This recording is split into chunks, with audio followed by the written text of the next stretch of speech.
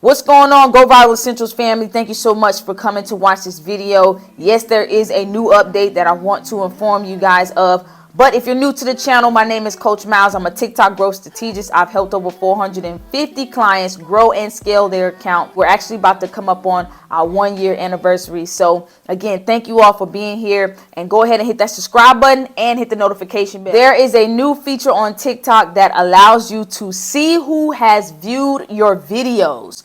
Okay, you can view your likes, comments, views, shares, and favorites. Question that you may be asking is, how exactly do I do that?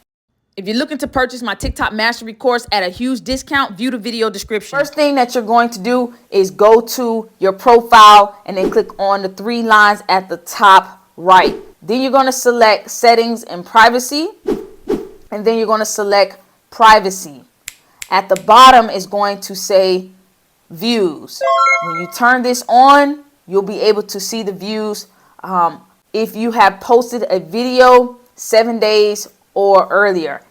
After 7 days, you will not be able to see who has viewed your videos, okay? And keep in mind that the person who viewed the video also have to turn this feature on in order for you both. You both have to have this feature on in order for you both to see that you viewed each other's video.